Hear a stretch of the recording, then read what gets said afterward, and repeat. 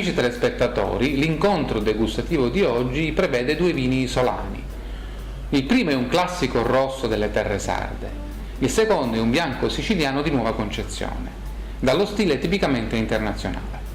Per lo spazio curiosità, invece, completeremo la nostra presentazione dei bicchieri più adatti ad ogni singola tipologia di vino e presenteremo quelli più idonei ai vini che oggi vi proponiamo, quindi parleremo dei bicchieri per i vini bianchi e per i vini rossi. Il primo vino è rosso, proviene dalla Sardegna e non poteva che essere tratto dal vitigno simbolo di queste terre, il Cannonau. Dal terreno calcareo, argilloso, a medio impasto del territorio del comprensorio cagliaritano si produce e si ottengono le uve del Cannonau, che viene utilizzato per questa DOC, in unione delle piccole quantità di uva bovale e di uva carignano. Si tratta del Costera 2006 di Argiolas. Prende nome dalla tenuta costera, sita nell'agro di Sirgius Donigalia. La particolarità nella vinificazione sta nel fatto di essere lavorato in acciaio e successivamente, con una fermentazione malolattica che avviene in vasche di cemento vetrificato, va in evoluzione in fusti di rovere per circa 8-10 mesi. In bocca entra abbastanza semplice, richiamando le note olfattive. Presenta una moderata tannicità, una piacevole sapidità e il suo finale è di persistenza medio-lunga. Lo abbiamo provato in abbinamento ad un piatto della tradizione sarda, i malloreddus al sugo di maiale. L'abbinamento è stato veramente perfetto. Il suo valore medio di mercato è intorno agli 11 euro e rientra nella nostra fascia B di valutazione. Con il vitigno Sauvignon Blanc, unito ad altre piccole quantità di uvaggio a bacca bianca, nasce e vi presentiamo questo nuovo bianco siciliano. È nato per avvicinare i giovani al bere consapevole di qualità. Parliamo del Terra di Ginestra Q Blanc, nata 2008, prodotto da Calatrasi, in collaborazione tra l'azienda e l'enologo Franco Bernapei. Il suo nome deriva proprio dal vitigno principale dal quale è composto, il Sauvignon Blanc, che in questo vino si esprime in maniera accattivante e piacevole.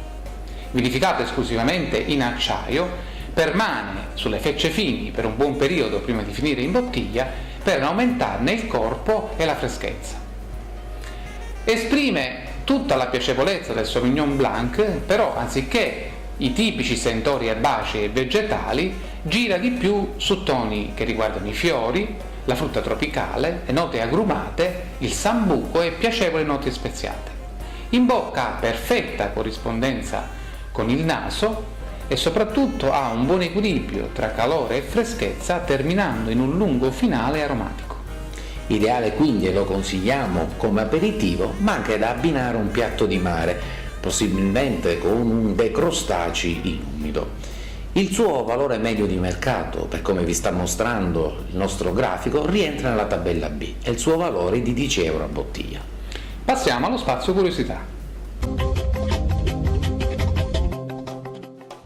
Per lo spazio curiosità completeremo il nostro percorso nella presentazione dei bicchieri dei vini più adatti al vino che vi abbiamo proposto e quindi al vino rosso e al vino bianco, sia giovane che maturo, senza perdere di vista la regola fondamentale che vuole che il bicchiere sia il mezzo col quale noi andiamo a riequilibrare le caratteristiche organolettiche sia olfattive che gustative e che ci consentono sicuramente di percepire al naso con maggiore attenzione gli aromi del vino e nonché indirizzarli verso la cavità orale, dove andranno evidentemente ad avere un impatto con quella parte sensoriale opposta alle caratteristiche organolettiche del vino stesso. Ma adesso presentiamo i bicchieri del vino bianco.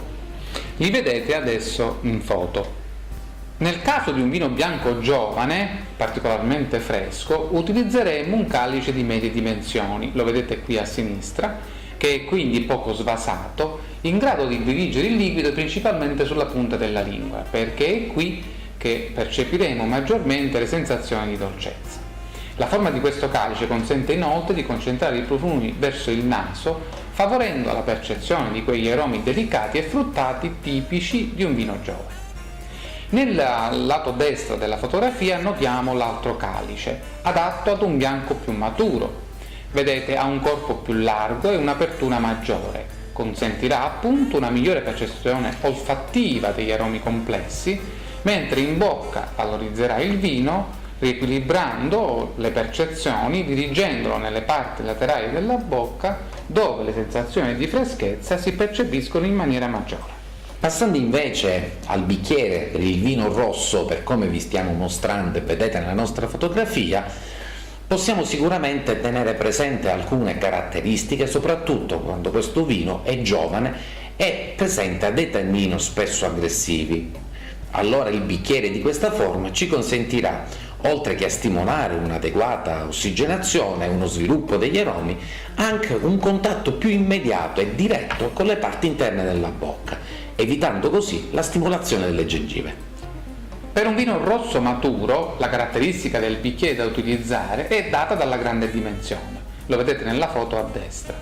Il corpo, piuttosto ampio, consentirà la giusta ossigenazione del vino, che naturalmente, essendo stato affinato lungamente in bottiglia, avrà tannini che hanno raggiunto un carattere di morbidezza. La forma ampia, inoltre, consente di dirigere il vino nella parte posteriore e laterale della bocca, dove maggiormente si percepiscono sensazioni di freschezza, riequilibrando la morbidezza del vino. E siamo così giunti al termine di quest'altra puntata. Non rimane altro che salutarvi e invitarvi nuovamente a seguirci a venerdì prossimo per la presentazione di nuove novità enologiche. E a scriverci al solito indirizzo borsinodelvino@email.it. Alla prossima! A venerdì!